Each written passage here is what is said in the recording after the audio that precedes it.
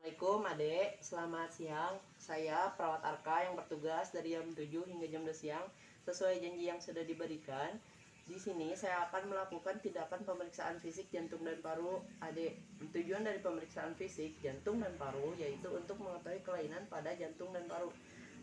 Baik, waktunya kurang lebih 15 menit. Apakah Adek bersedia? Bersedia. Apakah ada yang ingin ditanyakan, Dek? Tidak. Saya izin untuk mengambil alat terlebih dahulu ya. Yang pertama tutup sampiran, dan yang kedua menggunakan hand sanitizer dan mencuci tangan 6 langkah.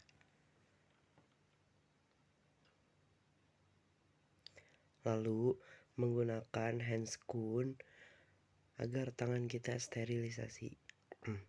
Lalu menginstruksikan pasien untuk bergerak duduk. Pemeriksaan konjungtiva dan sklera di bagian mata.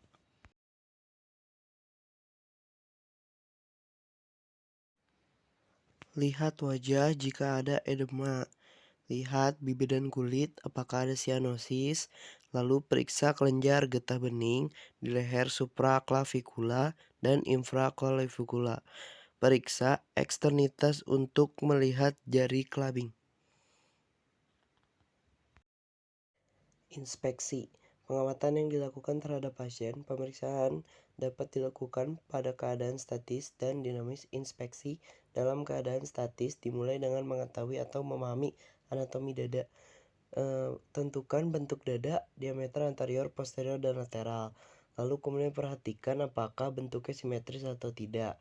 Bentuk dada yang tidak simetris dapat disebabkan oleh kelainan pada struktur tulang atau isi rongga dada. Lalu perhatikan apakah rusuknya sama antara sisi kanan dan kiri. Perhatikan apakah rusuknya juga mencari kelainan untuk dada yang dapat ditemukan seperti pigeon chest, funnel chest, dan lateral. Pemeriksaan dalam keadaan dinamis kita harus terlebih dahulu menghitung pernapasan 1 menit. Palpasi. Memberikan konfirmasi atas temuan yang diperoleh pada pemeriksaan. Kita lakukan palpasi di trakea. Palpasi untuk menilai pada saat inspirasi trakea akan ditarik. Palpasi umum dinding dada untuk menilai adanya krepitasi, nyeri, tekan, atau tumor. Palpasi dada dalam keadaan dinamis untuk menilai ada tidaknya perkembangan dinding dada simetris pada sisi kanan dan kiri. Pemeriksaan taktil fremitus. Perawat tolong ucapkan 77 diulangi oleh pasien.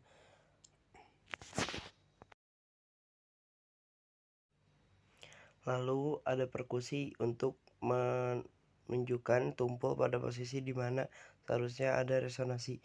Membandingkan paru-paru kiri kanan, biasanya terdengar suara berbunyi sonor. Tentukan batas lari jantung. Tentukan batas atas jantung. Tentukan batas paru kanan dan hati.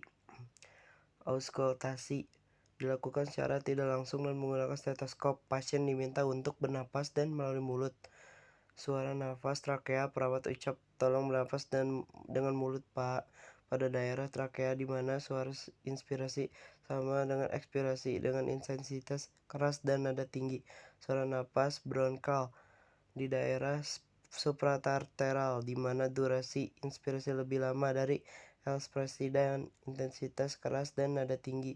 Suara nafas bronchovesicular dapat terdengar di ruang intervesicular 1 dan 2 dekat sternum dengan intensitas suara nafas vesikular hunger di seluruh lapangan paru di mana durasi suara inspirasi lebih lama, intensitasnya lembut dengan nada rendah. Bunyi napas bronkolar dan bronchial versicular jika ditemukan selain pada posisi tersebut akan memberikan petunjuk adanya proses morfologis.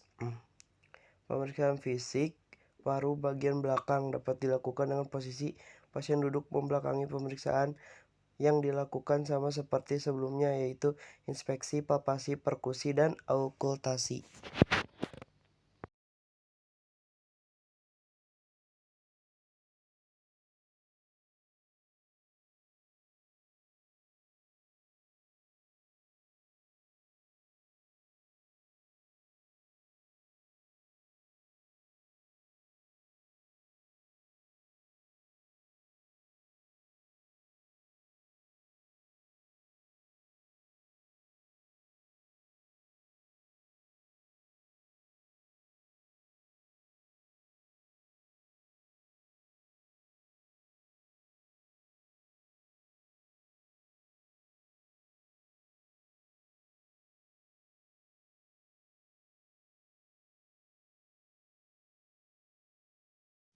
Ade, tindakan saya sudah selesai. Apakah ada yang mau ditanyakan? Tidak. Apakah Ade merasa nyaman? Tidak.